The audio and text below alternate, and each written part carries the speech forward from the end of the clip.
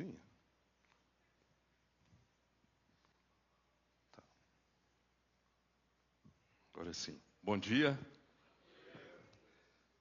O Tizé comentou aqui sobre mais essa maratona, né, que nós começamos aqui. Vai fazer quase um ano que nós estamos envolvidos em estudar essas cartas. São pequenas cartas, mas que têm, de alguma forma, nos encorajado, têm nos alertado, edificado as nossas vidas. E no mês que vem, a gente vai conseguir, né, finalmente concluir, fechando esse ciclo de um ano. E já pedimos aos irmãos que estejam orando para que Deus direcione qual o alvo daquilo que nós vamos aprender em seguida, talvez uma outra carta, um outro assunto. Nós pedimos que os irmãos se lembrem disso, para que sempre nós tenhamos um tempo aqui muito proveitoso. Amém? Nesses dias que nós tivemos observando algumas dessas cartas, a gente vê que muitas delas não receberam muitos elogios, muitas delas receberam críticas duras. Jesus utiliza expressões que não deixa espaço para aquele sorrisinho, por mais sem graça que seja. Em muitos casos ele pega pesado, ele fala duramente com algumas igrejas, e nós ouvimos algumas expressões do tipo: o amor de vocês precisam voltar para o primeiro amor. Para quem que Jesus falou isso?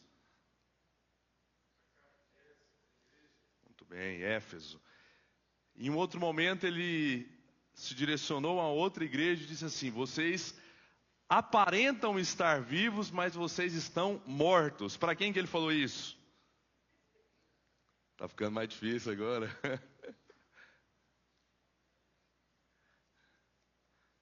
Vamos lá, hein? Tem só 6 opções. 5, né? Éfeso já foi. Laodiceia nós não estudamos ainda. Filadélfia só recebeu elogios. Nós vamos fazer a leitura aqui para os irmãos se lembrarem. Apocalipse capítulo 3. Não dá. Uhum. Dá. Capítulo 3, verso 1. Sardes. Conheço as obras que você realiza, que tem fama de estar vivo, mas na verdade vocês estão mortos. E nessa sequência, hoje nós chegamos à última carta, a carta à cidade de Laodiceia. Nós temos uma foto aqui das ruínas. Essa é uma cidade que também não existe nos nossos dias. E mais uma vez, nós chegamos a uma igreja que não é muito legal ler o que nós vamos ler. Não é confortável, não existe nenhum tipo de elogio, pelo contrário, apenas palavras de reprovação, apenas denúncias que mostram que aquela igreja não estava nada bem. Uma igreja que não aceita que Jesus entre. Jesus está do lado de fora, eles recebem até alguns visitantes de vez em quando, mas Jesus não é bem-vindo. Que igreja é essa? Jesus não pode entrar. Essa igreja, além disso, estava provocando náuseas em Jesus. E nós veremos essas duras palavras que ele profere a essa igreja, olhando aí do capítulo 3, verso 14 até o verso 22. Nós vamos fazer essa leitura na intenção de responder, destacar aqui alguns motivos que levam uma igreja a esse estado, a mornidão, que é o assunto dessa carta. Apocalipse capítulo 3, verso 14 até o verso 22. Ao anjo da igreja em Laodiceia, escreva: estas coisas diz o Amém, a testemunha fiel e verdadeira, o princípio da criação de Deus. Jesus se apresentando. Conheço as obras que você realiza. Você não é nem frio e nem quente. Quem dera fosse frio ou quente.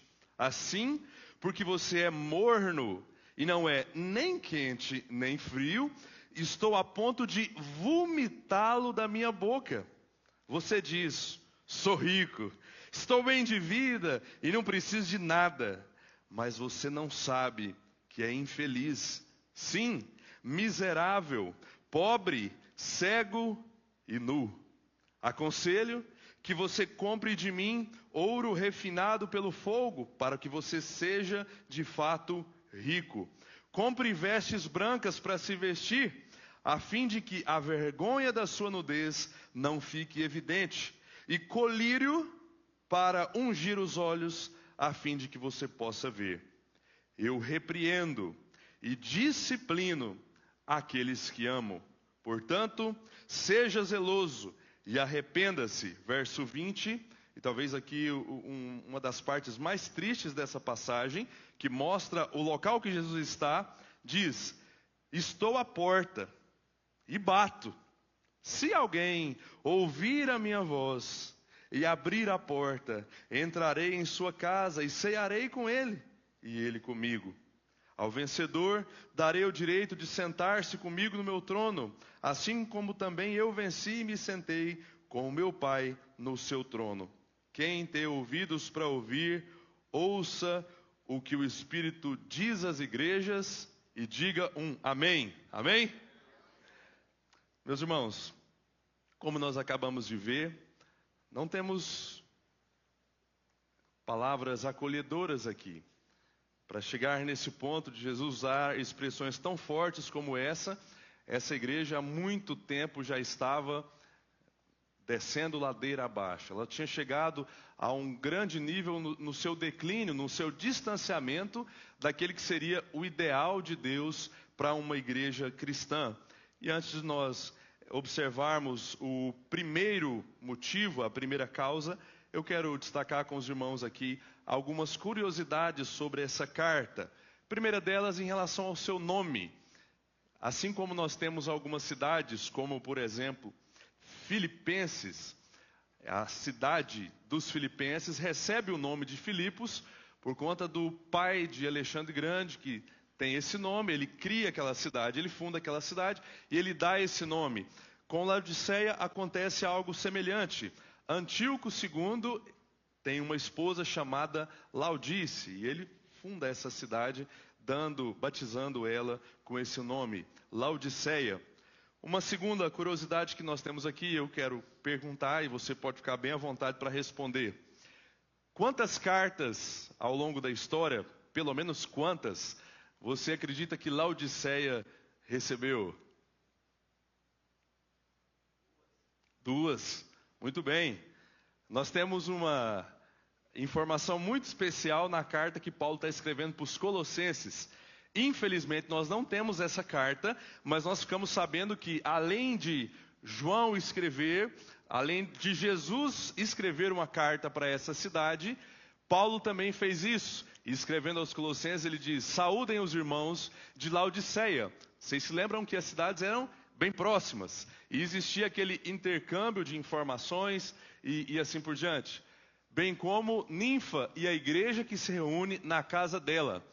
E depois que essa carta tiver sido lida entre vocês, depois que os colossenses lessem a carta que eles receberam, façam com que seja lida também na igreja dos laodicenses. É para vocês enviar de vocês para eles. E vocês leiam também a carta que vier de Laodiceia. A gente fica cheio de curiosidade, né?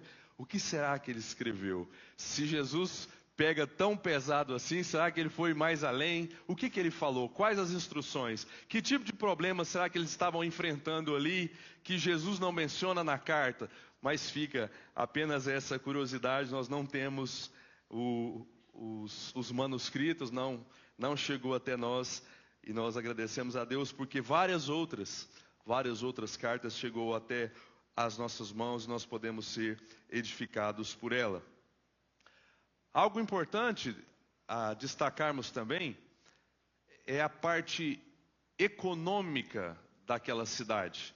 Era uma cidade extremamente próspera, tinham muito dinheiro, eram ricos como nós vemos aqui. Você não está entendendo nada, né? Parece um quadro preto, mas é um pedaço de lã negra. Eles eram exportadores, eles produziam esse tipo de tecido que naquela época era extremamente raro, era um negócio muito fino. Eles eram conhecidos pela exportação dessa lã, uma lã especial, uma lã negra. Isso dava para eles muita receita. Além disso, eles desenvolveram e existia ali um pó especial, chamado de pó frígio, que era utilizado para poder fazer colírio. Então, a parte da medicina naquela cidade era bastante avançada. E eles também tinham uma boa receita que vinha da venda desse produto. Em terceiro, eles tinham uma pomada que era utilizada para tratamento da audição. E isso também era mais um motivo que gerava para eles ali uma boa receita. E tinham uma escola de medicina ali naquela cidade. Então, alguns detalhes aqui que justificam as expressões que nós lemos aqui, de que essa cidade era próspera. Eles tinham muito dinheiro, não existia pobreza ali naquele tempo. Isso é importante para o que nós vamos desenvolver mais adiante na carta.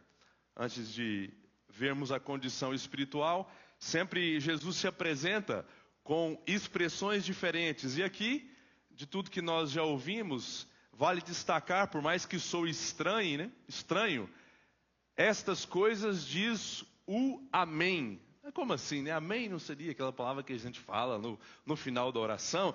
Jesus utiliza essa palavra que tem um significado de confirmação. Sempre que nós, no final das orações, falamos amém, significa que nós estamos concordando, confirmando e apoiando o que está sendo falado, porque acreditamos que é algo verdadeiro. Então Jesus utiliza essa expressão, ele se coloca como o amém, como algo verdadeiro, como algo correto.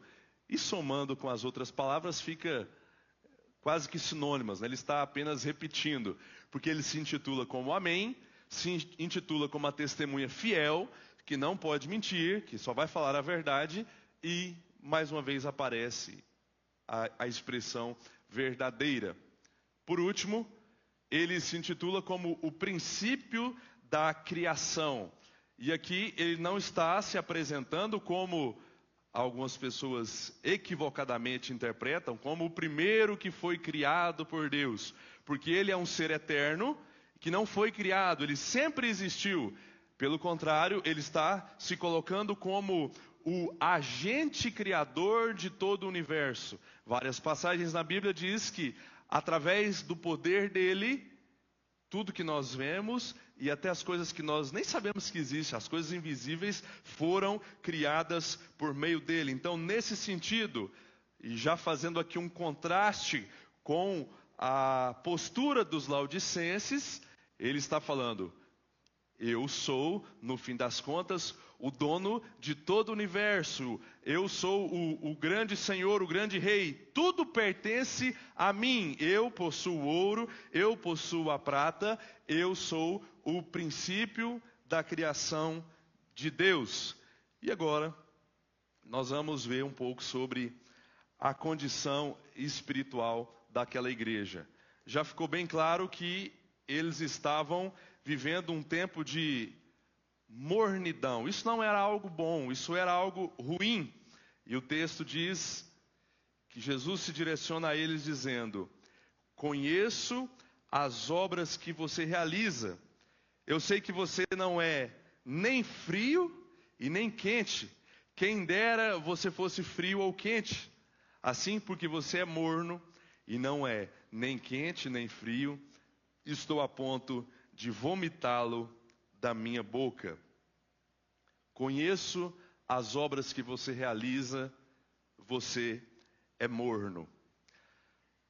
Mais uma curiosidade para jogar um pouco mais de luz no que Jesus está dizendo. A cidade de Laodiceia era abastecida por uma cidade vizinha. Hierápolis era uma cidade que ficava a aproximadamente 100 quilômetros da cidade de Laodiceia. E ali, essas fontes eram de águas termais, água quente, aquela que sai, aquela fumacinha, sabe? E essa água era transportada de Hierápolis até Laodiceia por aquedutos. Era algo não tão sofisticado quanto a gente tem hoje, mas eram aquelas tubulações, de acordo com a realidade deles, que faziam com que essa água chegasse até Laodiceia. Quando eu falo sobre termal, o que você pensa? Que cidade que você pensa aí? Caldas Novas, né? A gente sempre vê aquelas imagens bonitas, né? A fumacinha, você fala, não, mas será que é assim mesmo? Tem uns lugares que é assim mesmo. Lagoa Santa não está muito quente mais, né? A gente foi lá esse dia, parece que o trem está esfriando. Não está tão termal mais não. Mas existem aqui no Brasil várias fontes dessa. E termas. E quais são as finalidades desse tipo de água? Quando alguém vai para um lugar desse, está doidinho para tomar um banho nessa fonte, o que geralmente é a expectativa? Água quente? Relaxar, né? Nossa, eu preciso descansar. Então, essa água naturalmente produz um relaxamento no nosso corpo e alguns, mais talvez otimistas, diz que existem aspectos de cura, né? Existe algum tipo de benefício para a saúde em si que esse tipo de fonte, que esse tipo de água tem. Então, relaxamento e cura, mas nunca o sentido a finalidade de hidratação. Ninguém eu até hoje não vi, né? Ninguém bebendo, nossa, eu estou doidinho para lá para experimentar essa água, para ver como é que ela é. Porque ela não mata a sede, a água fria faz isso, a água fria mata a nossa sede, a água fria hidrata. Então, nesse processo, o problema desse processo de abastecimento era essa distância. Esses 100 quilômetros faziam com que aquela água quentinha, né, gostosa, por assim dizer, chegasse ali na cidade de Laodiceia morna. E eu queria fazer aqui uma interação com vocês. Eu preciso de 2 voluntários para vir aqui e tomar um pouco dessa água que eu preparei aqui carinhosamente com o auxílio da dona Lúcia. 2 voluntários. Já temos uma. Agora tem que ser um homem, hein? Vamos lá? Não está saindo fumacinha não, fica tranquilo. Pode vir. Aí, ó, uma salva de palmas para os 2 aqui. Tiveram a iniciativa aqui. Ó, calma, não toma ainda. Mas você vai começar, você vai virar para o pessoal ali, para eles verem a sua expressão facial. E aí eu preciso que você, em 2 goladas, você tome. Você pode parar uma vez, beleza? Lá.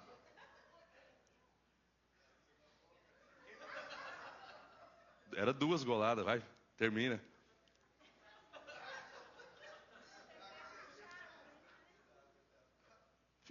Continua, Francisco, sua vez, vamos lá?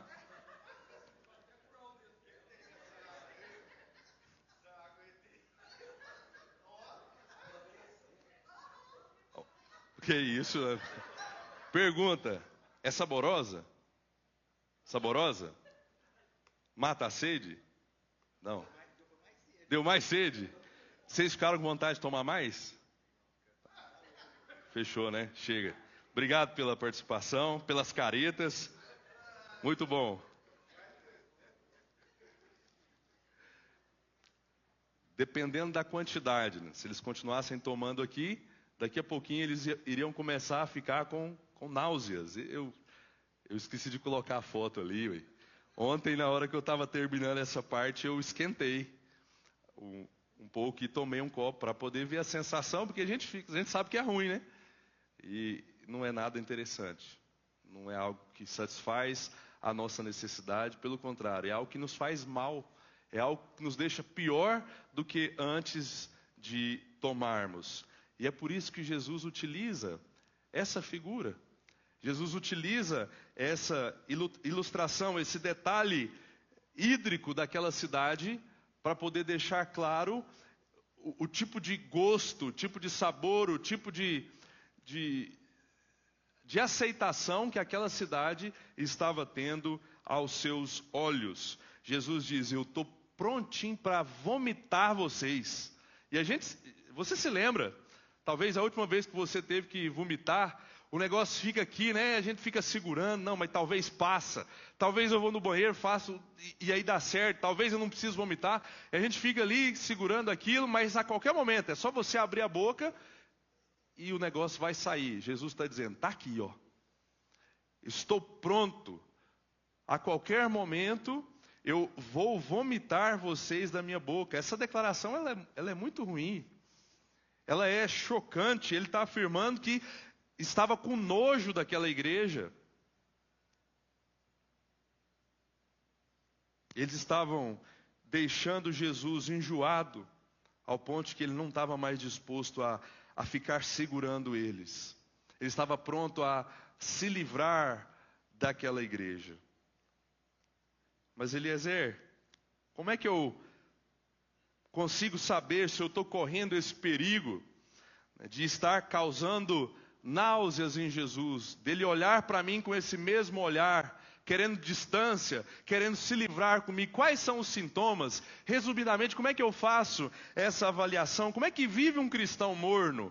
E eu quero responder através de um diálogo que acontece talvez semanalmente entre a nossa comunidade. Imagine aí um irmão quente, o irmão que não está morno, chegando para outro que está vivendo semelhante a essa igreja, e ele diz assim: poxa vida, meu irmão, mas eu estava olhando aqui, você devia se envolver mais. Eu fui observar, você precisava servir um pouco mais. Você precisava fazer mais alguma coisa. Você precisava estar mais presente. Eu estava vendo aqui, ó. Você não veio domingo passado, não veio na reunião de oração. Quarta você também não veio.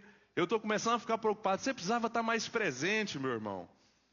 Você precisava ser mais fervoroso. Você precisava ser mais quente. O que nós ouvimos como resposta? O cristão morno olha com muita tranquilidade para esse tipo de palavra de encorajamento que nós falamos para ajudar e diz: ah, mas eu não estou tão mal assim. Eu não estou vivendo em pecado como algumas pessoas aí estão, e você sabe que estão. Tem uma galera aí que está assim. Eu não estou tão frio assim. Eu não estou tão mal assim. Eu só não estou com aquela mesma disposição, com aquele ânimo que eu já tive um dia. Às vezes nem vai ser algum tipo de pecado específico, mas é esse desinteresse em olhar, talvez para o lado e, não, está tudo bem porque eu não estou tão ruim como outras pessoas. Alguém que está vivendo nesse cenário, vivendo um estilo de vida semelhante a esse, é alguém que se acomodou, é alguém que se acostumou com um cristianismo medíocre, improdutivo. Ele não precisa dar resultado, ele não precisa produzir. Para ele, só de não ter que enfrentar o inferno está tudo bem. Ele não precisa servir a Deus, ele não precisa trabalhar para Jesus e está tudo certo. Alguém que se acomodou. E um comentário que me chamou a atenção durante o preparo foi esse: Cristo não tem nenhum interesse em um cristianismo morno, porque isso para ele não tem valor nenhum. Ele prefere trabalhar com pessoas que estão cheias de energia, cheias de vontade, cheias de interesse para cumprir as suas ordens, pessoas que estão aquecidas, que estão vivendo com fervor no seu coração, ou ele prefere pessoas que nunca nem ouviram a mensagem do Evangelho, que aqui são rotuladas pelo termo frias. Pessoas que ainda estão vivendo longe de Deus. Por que ele prefere até mesmo essas que nunca nem tiveram contato com o Evangelho do que os mornos? Porque para esse que está frio, para esse que ainda não abraçou o Evangelho, existe a possibilidade dessa pessoa ouvir, se arrepender, crer e passar de frio para quente, de passar de perdido para salvo, de passar de condenado para inocente. É isso que ele tem em mente, pessoas que estão dispostas a ouvir. Para Jesus, esse grupo, até mesmo o grupo dos frios, tem muito mais valor, e por isso ele diz: quem dera você fosse frio, quem dera vocês não tivessem sido evangelizados ainda, para que alguém fosse até vocês, apresentasse a mensagem do meu evangelho e vocês crescem, e vocês começassem de novo, e vocês não chegassem a esse estágio, a essa mornidão, a essa indiferença, a essa acomodação. Quem dera vocês fossem frios. Uma situação grave, meus irmãos. É uma comparação que, se é feito comigo, se é feito com você, a gente falar, poxa Jesus, o senhor pegou pesado, hein? Dizer que é melhor que eu fosse ainda um ímpio, que eu estivesse caminhando para a condenação eterna, do que estar vivendo do jeito que eu estou. Essa igreja, assim como outras que nós vimos, não tinha problemas com perseguição, porque eles não incomodavam ninguém, eles não testemunhavam o caráter de Cristo, e por isso ninguém via algum tipo de diferença. Eles passavam sempre desapercebidos, eles passavam em branco, não eram perseguidos, porque eles se acomodaram e se tornaram irrelevantes para a sociedade, se tornaram invisíveis para a sociedade. Era apenas mais um habitante daquela cidade, não tinha uma identidade, não tinha um testemunho, não tinha um caráter que contagiava, que chamava a atenção das pessoas. Assim como aconteceu lá em Sardes, que nós pensamos aqui. Eles passavam em branco. Mas para piorar, ali em Sardes existiam, como o texto diz, uns poucos que ainda estavam vivos, estavam respirando por aparelhos, bem fraquinhos, mas existiam uns poucos. Aqui, Jesus faz uma generalização, dando a entender que toda a igreja, não tinha ficado um quente, não tinha ficado um crente quente. Você achou que eu não ia conseguir falar, né? Não tinha ficado ninguém, toda a igreja estava naquele mesmo estágio, naquele mesmo patamar. Não existiam ali exceções, toda a igreja estava vivendo aquela realidade. E para essas pessoas, Jesus, com muita ênfase, diz: eu estou pronto para vomitar vocês, eu não aguento mais. A qualquer momento isso vai acontecer. E nós perguntamos, Jesus, mas o que levou essa igreja a esse cenário? Por que eles foram tão longe assim? Por que chegou a esse ponto do Senhor não querer mais ter contato com eles, não querer mais segurá-los? O porquê? Por que isso acontece? E nós aqui também queremos essa resposta, para que não sejamos a nossa igreja a ouvir essas mesmas palavras da boca de Jesus. E nós temos pelo menos 3 respostas para essa pergunta. O que leva uma igreja a ficar assim? O que leva uma igreja a ficar apática, estagnada, indiferente? E hoje nós vamos ver o primeiro desses motivos, que tem a ver com dinheiro. A prosperidade, as riquezas, elas podem gerar na nossa mente uma falsa noção de autossuficiência, no sentido de que eu não preciso de nada externo, nada sobrenatural, nada divino para o meu bem-estar, para a minha caminhada aqui na terra, porque eu, em mim mesmo, através da minha força, através do meu intelecto, através do meu patrimônio, tenho condições de viver bem e não preciso de nada. O primeiro motivo que nós encontramos aqui, que leva uma igreja a esse estágio, a viver em mornidão, é essa percepção que o dinheiro produz em nós. Olhe o que os crentes dessa igreja diziam. Você lembra da lã negra? Lembra do colírio? Lembra da pomada para o ouvido? A escola de medicina? Eram prósperos. E eles diziam: somos ricos, estamos bem de vida, e nós não precisamos de nada. Não tem nada que a gente queira que o nosso dinheiro não dê para comprar. O que nós quisermos, qualquer coisa, qualquer medicamento, aqui a gente faz, eu tenho aqui para vender se você quiser. Qualquer imóvel, qualquer meio de transporte, qualquer propriedade, nós somos ricos, estamos muito bem de vida e nós não precisamos de nada. Se talvez você ainda está em dúvida sobre Laodiceia ser rica ou não, eu quero compartilhar mais uma curiosidade.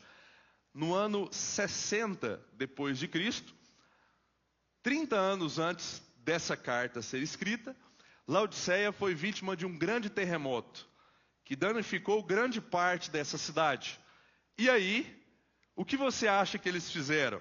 Será que eles se endividaram pedindo empréstimos? Será que eles foram lá em Roma pedir subsídio para reconstruir a cidade? Será que eles pediram dinheiro no BNDES ou algum fundo de reserva? Você acha que eles fizeram isso? Não fizeram isso. Roma chegou para eles e disse assim: aqui tem uma emenda para vocês reconstruir. Está aqui, peguem para ajudar vocês. E eles disseram assim: não precisa. Nós temos recursos suficientes para poder derrubar e fazer do zero aqui outra cidade, se a gente quiser. E além de reconstruir do caixa deles, do bolso deles, eles ainda ajudaram as cidades vizinhas, que também foram vítimas desse mesmo terremoto, a reconstruir a sua cidade, os seus prédios, a sua estrutura. Eles tinham muito dinheiro. E por isso, a primeira resposta que Jesus tem para a pergunta que foi lançada: por que uma igreja chega nesse estágio? Por que ela fica morna? É a abundância. Quando nós temos muito, é a prosperidade, a riqueza. Jesus faz essa denúncia aqui. Eu sei que vocês estão dizendo para todo mundo da cidade: somos ricos. Eu sei que vocês estão dizendo, estão postando aí nas redes sociais as viagens que vocês fazem, os carros que vocês compram, as festas que vocês participam, e dizendo: estamos muito bem de vida, nós não precisamos de nada. E por isso, eles se esqueceram de Jesus, porque agora, na cabeça deles, eles não dependiam mais, eles não precisavam. Poxa, se eu já tenho tudo que eu preciso, do bom e do melhor, não tenho mais o que fazer com o meu dinheiro, por que eu iria precisar de mais alguma coisa? Por que eu iria precisar viver orando e me submetendo a alguma outra pessoa, a algum outro ser, se eu mesmo posso resolver todas as minhas questões? A autossuficiência que o dinheiro produziu no coração, na mente deles, os levou para esse estágio. Vamos pensar em nós agora. Será que isso acontece com a gente também? Ou isso é negócio de antiguidade? Isso é realidade de outros continentes ou de outras épocas? A gente nem tem isso tudo aqui. A gente não tem nenhuma pequena fração de toda essa riqueza. E às vezes, quando nós começamos a nos dar um pouquinho bem na vida, nós fazemos o mesmo. Nos momentos de escassez, não. Aí não, peraí. Jesus, pelo amor, eu preciso, né? Me socorre. Eu preciso pagar esse talão, eu preciso comprar um remédio, eu preciso comprar uma roupa, eu preciso fazer uma viagem, eu preciso do Senhor. Não se esqueça de mim, incline os seus ouvidos para o meu socorro. Eu não vivo sem o Senhor, eu dependo integralmente. Nos tempos de escassez é assim que a gente vive, é assim que nós nos comportamos. E ficamos sempre clamando pela sua intervenção. E nós sentimos satisfação, não é? Não tem nada mais prazeroso do que nós estarmos com alguma necessidade, nós oramos, nós clamamos a Deus, a igreja ora junto, e quando nós somos atendidos, nós somos tomados, né, de um entusiasmo, de uma alegria, de uma gratidão. E a gente se ajunta para orar, para agradecer. Isso é muito bom. Mas infelizmente, quando acontece algum tipo de melhoria, nem precisa ser grande, na nossa condição financeira, quando nós começamos a subir, talvez da classe baixa para a média, a gente está chegando aqui, ó, começamos a chegar, estamos pertinho, já conseguimos ver a linha de chegada. Nós mudamos e nós nos esquecemos de Jesus. Traduzindo isso aqui, quando nós somos talvez promovidos no trabalho, conseguimos um emprego melhor, quando nós conseguimos comprar um carro novo, quando alguém recebe, observe isso, talvez uma causa na justiça que estava brigando há muitos anos, aí vem uma pacoteira de dinheiro, né? Recebe um tantão, aí a pessoa nem sabe o que fazer com aquilo. Nossa, quantas casas eu vou comprar? Vou continuar morando aqui em Santa Vitória? Não, eu preciso trocar de carro. O que eu vou fazer com tanto dinheiro? Quando isso acontece, ou quando alguma herança é recebida, né? Pois a pessoa viveu ali, sempre com dificuldade, a conta bem justa, mas ela foi abençoada, ela recebeu uma grande herança, que nem estava contando talvez com isso. E a partir desse momento, a sua mentalidade é transformada, o nosso modo de pensar muda, nós deixamos de olhar para Jesus com os mesmos olhos. O dinheiro nos faz pensar, eu não preciso mais disso. Eu não preciso me submeter, eu não preciso me humilhar, eu não preciso me rebaixar e viver na dependência de alguém. Talvez seja mais nítido ainda o efeito destruidor que o dinheiro tem, quando nós pensamos, não no nosso relacionamento com Deus, mas no nosso relacionamento familiar. Tente processar as imagens que eu vou comunicar aqui agora. Observe o impacto negativo do dinheiro, da autossuficiência nas famílias. O que ele faz? Ele transforma coisas duráveis, coisas valiosas, estou falando de valores não financeiros, mas valores morais, éticos e coisas desse tipo, em coisas descartáveis. Ele transforma as coisas duráveis, coisas valiosas, em coisas descartáveis e passageiras, sem nenhum tipo de valor. Quando o indivíduo, seja ele homem, seja ele mulher, tem condição de comprar o que quiser, quando a sua família talvez não estiver agradando muito ele, a sua família deixa de ser algo duradouro e valoroso e passa para a lista de coisas descartáveis. Então alguém diz, não, eles estão me chateando.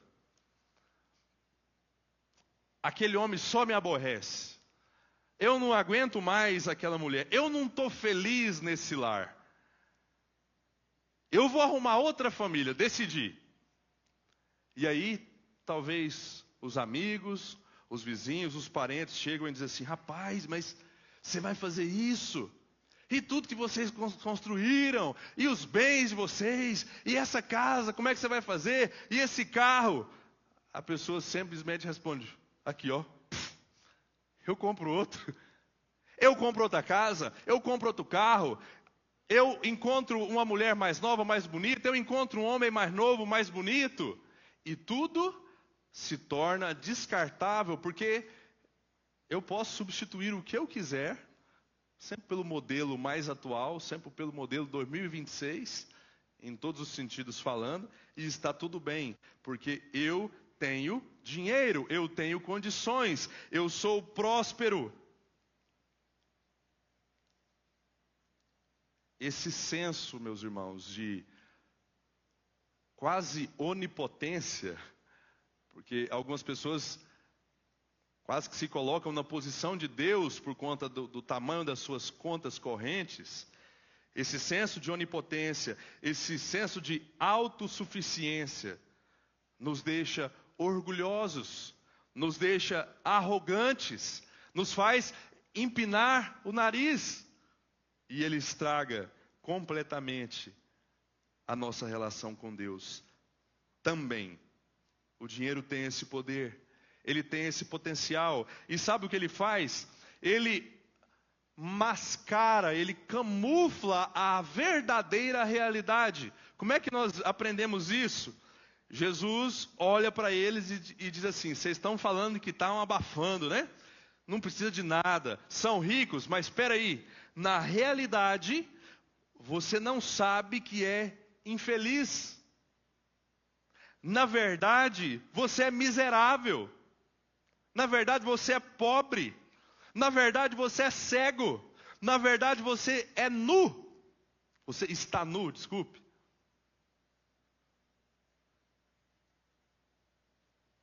Eu imagino aqueles irmãos ouvindo essa afirmação final agora de Jesus e tentando se defender, dizendo, mas Como assim, Jesus? Eu tenho tudo o que eu quero, eu tenho roupas, eu faço as minhas viagens 2, 3 vezes por ano. Eu vou para a praia, o senhor não está sabendo, né? Mandar a minha fatura do cartão de crédito para o senhor ver. Eu tenho os melhores carros, eu tenho as melhores fazendas. E Jesus está dizendo, sim, eu sei de tudo isso, mas você é infeliz. Você tenta encontrar sentido nessas coisas. Você tenta encontrar propósito nessas coisas. Mas nada disso consegue cobrir efetivamente esse buraco que você tem aí dentro.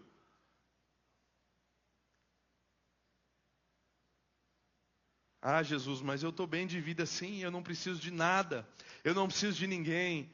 Ele diz, você é infeliz, você é miserável, você é pobre, você está cego e você está nu. O dinheiro faz isso. A gente olha a lataria, né? E acha que o motor está inteirão. Acha que está tudo bem por dentro. Acha que aquela alegria que nós vemos nos vídeos, nas fotos é verdadeira.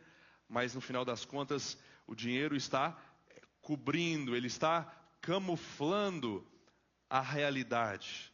Ele está tampando a nossa essência, a nossa insignificância, a nossa impotência. O dinheiro faz isso. Ele mascara a nossa realidade e nos faz pensar que está tudo bem. E quando isso alcança, meus irmãos, as nossas igrejas, aí a gente tem um grande problema, porque muitos de nós, às vezes pensamos, escute isso com atenção, que prosperidade material, que prosperidade financeira, que essas coisas externas são fruto da bênção de Deus, é fruto do cuidado de Deus em muitos casos, é sim, mas em muitos casos não. Quando nós olhamos para isso e conseguimos e começamos a confundir a prosperidade exterior com a espiritual, com a interior, nós temos um grande problema. Um grande problema. E nós não podemos fazer essa mistura, nós não podemos fazer essa confissão. Muitas pessoas, por não conseguirem saber diferenciar isso, estão vivendo de lucro desonesto, estão vivendo de propinas, estão vivendo de negócios de trapaça, estão vivendo de furtos e ainda têm a capacidade de apresentar a Deus para as pessoas e dizer, olhe só o que Deus me deu, olhe só a prosperidade que Ele me deu. A gente está vendo esses dias na internet um camarada que acabou de ser preso por conseguir dinheiro e muito dinheiro, fruto da exploração de alguma forma de crianças. Outros, fruto de publicidade para casas de apostas que faz as pessoas ficar ainda mais pobres, ainda mais falidas. Dinheiro da desgraça dos outros e esses indivíduos aparecem nas suas redes sociais agradecendo a Deus. E dizendo o tanto que Deus é bom. E pensam que está tudo bem, porque quanto mais eles pecam, quanto mais eles caminham em direção à maldade, mais ricos eles ficam. Então, se não existir na nossa mente essa separação, que nem sempre prosperidade é algo bom, é algo positivo, nós vamos confundir as coisas, vamos misturar tudo, a nossa mente e as nossas atitudes vão virar uma grande bagunça. É o que nós vemos na prática, na vida de muitas pessoas. E nós não podemos cometer esse engano. Por que é que uma igreja chega nesse estágio? Por que é que ela começa a viver um cristianismo morno, apático? Primeiramente, por conta dessa compreensão equivocada do papel e da presença do dinheiro nas suas vidas. Como é que nós resolvemos essa equação? Como é que nós saímos desse problema? Essa aqui não está morna.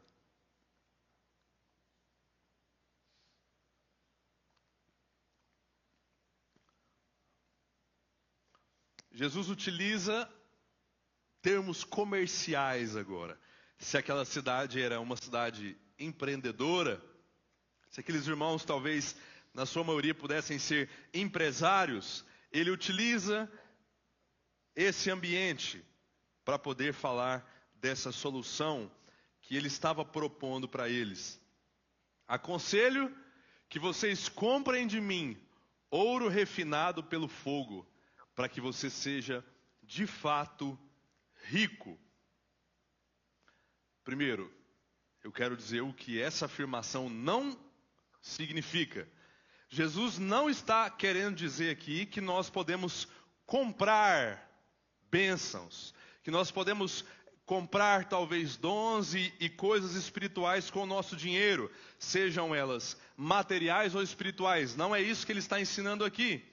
Ele está, na verdade, encorajando aqueles irmãos a buscarem a verdadeira riqueza, a verdadeira prosperidade que nós encontramos na palavra de Deus. Em outras palavras, o que ele está dizendo aqui é: vocês não têm tesouro nenhum no céu. Vocês não têm riqueza nenhuma na eternidade. Tudo que vocês têm, por mais que seja valoroso, valioso, quantitativo, isso vai acabar aqui. E na eternidade vocês não estão investindo nada. Lá vocês são pobres. Lá vocês não têm nada. Vocês até são ricos na terra, mas são pobres no céu. Vocês são famosos na terra, mas desconhecidos no céu. Não chega nada que vocês estão fazendo aqui para mim. Então comecem a lutar para mudar essa realidade. Comecem a juntar, e por isso ele diz: comecem a juntar tesouro no céu. Esqueçam a terra. Daqui 30, 40, 50 anos, nenhum de vocês vai estar mais aí. Então comecem a pensar na eternidade.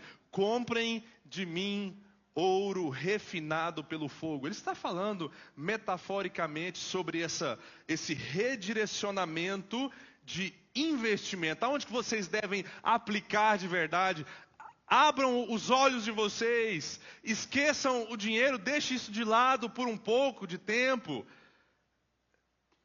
Ajuntem tesouros no céu. Esforcem-se para que os nomes de vocês sejam conhecidos no céu e não aqui como um grande pecuarista, não aqui como um grande empresário, não aqui como um grande profissional. Não façam isso. Vocês precisam ser lembrados, ser reconhecidos no céu. Eu me lembro da história do rico e Lázaro. E você já ouviu algumas dezenas de vezes essa história. Lembra dela, né? Um dos personagens vivia uma vida de luxo. Vivia esbanjando, com muitas regalias, sem nunca se preocupar com o amanhã. Ele não se preocupava com a eternidade, ele estava bem. Ele não reconhecia a providência de Deus, o cuidado de Deus. E ele sempre atribuía a si mesmo os seus bens, as suas dádivas, dizendo: eu não preciso de Deus. Eu não preciso de Deus porque eu já tenho tudo. Do mesmo jeito, eu fico imaginando. Eu já tenho tudo, eu não preciso de nada. Olhe só como eu sou rico. Nada me falta.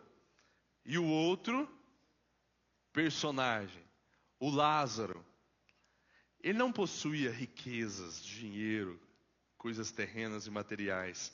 Ele não tinha patrimônio. E muito menos o prestígio das pessoas. Era um mendigo. Todos viravam o rosto para ele. Ele era pobre, mas ele tinha Deus.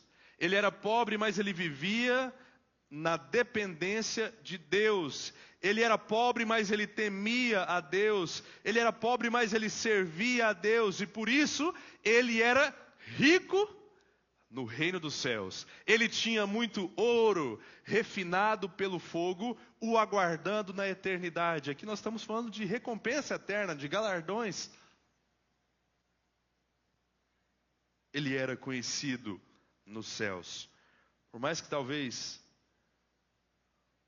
as pessoas daquela cidade não o conhecessem, sequer soubessem da sua existência, no céu ele era reconhecido. Essa é a primeira afirmação que Jesus faz com a intenção de fazer essa reorientação, essa reprogramação, para que eles pudessem concentrar os seus esforços não em questões terrenas. Ele diz: vocês não têm tesouros no céu, então comprem de mim, comecem a pensar nessa realidade, porque na eternidade vocês são pobres. Eu quero concluir essa primeira parte com 2 lembretes para a nossa meditação. Primeiro,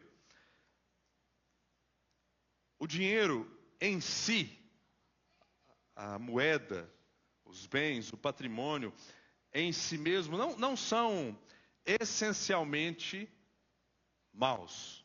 O dinheiro não é essencialmente em si mesmo ruim. Jesus não está aqui demonizando o dinheiro, ele não está denegrindo as riquezas, ele não está dizendo que nós não temos que trabalhar, procurar algum tipo de profissão, ele não está combatendo aqui, criticando o dinheiro no bolso. Não é isso que ele está falando. Ele está combatendo, e por mais que isso seja um jargão, o dinheiro no coração, o dinheiro como o nosso Senhor, o dinheiro como a grande busca, o grande sentido, o grande significado da nossa existência. É isso que ele está combatendo. Ele não quer que o dinheiro suba nas nossas cabeças. E nós temos, por mais que sejam poucos, nós temos alguns exemplos de homens, de mulheres, na Bíblia mesmo, que tiveram grandes fortunas, grandes riquezas, mas que conseguiram fazer uma boa administração de tudo isso.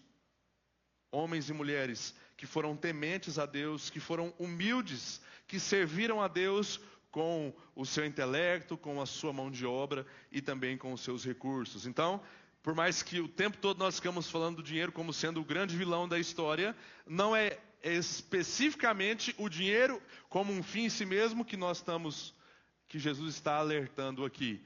Pelo contrário, é a nossa postura diante dele, é como que nós tratamos esse departamento da nossa vida, é o lugar que ele ocupa no nosso coração.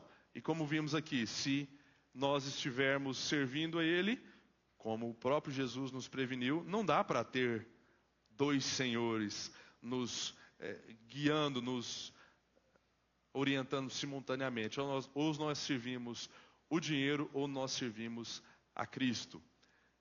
Em segundo lugar, por mais que essa seja uma afirmação dolorida de escutar e aceitar, essa passagem, meus irmãos, nos ensina que muitas vezes nós temos as nossas orações indeferidas, reprovadas, exatamente por esse motivo. Não é errado nós orarmos, e nós fazemos isso aqui, pedirmos por uma condição de vida melhor, para cuidar melhor da nossa família, para ter condição de ajudar mais aqui nos projetos da igreja, mas muitas vezes essa oração não é atendida, porque Jesus, como nós lemos no início da passagem, ele sabe, porque Jesus conhece o nosso coração. Ele conhece as nossas motivações, ele conhece a nossa intenção, e muitas vezes ele sabe que se ele colocar aquilo que nós estamos pedindo, se ele nos der o dinheiro que estamos pedindo, a prosperidade que nós estamos pedindo, nós vamos mergulhar de cabeça na mornidão que os laodicenses estavam afogando. Vai acontecer a mesma coisa, e é por isso que muitas vezes ele não atende os nossos pedidos de bênçãos materiais e coisas semelhantes. Ele sabe exatamente o que nós faríamos se nós tivéssemos dinheiro. Ele conhece o nosso coração. Ele sabe que nós, da mesma forma, nos esqueceríamos dele. E em muitos casos, sem generalizar aqui, irmãos, mas em muitos casos, é por isso, exatamente por isso, que ele não atende esses pedidos por amor, para evitar que nós nos distanciemos dele e chegamos a entrar nesse mesmo estágio. Que Deus nos abençoe, que Deus aqueça o nosso coração, que Deus nos ajude a olhar pessoas que estão vivendo nesse cenário, e por mais que elas vão responder aquela resposta que eu coloquei aqui, não, mas não é bem assim, eu estou bem, eu não estou vivendo em pecado, eu só não quero me envolver. Por mais que eles vão falar isso, que a gente continue falando, que a gente continue ali, né, tentando acender o fogo novamente e orando por essas pessoas e principalmente por nós, orando por nós mesmos, porque é muito sorrateiro. Algo bom, uma dádiva de Deus, que é o dinheiro, pode ser o grande motivo do nosso tropeço. Nos nossos próximos encontros, que agora vai ser só em setembro, que a gente vai ter a conferência e depois um encontro com o Sr. Walter, nós continuamos e veremos mais 2 motivos. Obrigado mais uma vez, irmãos, pela atenção e pela presença.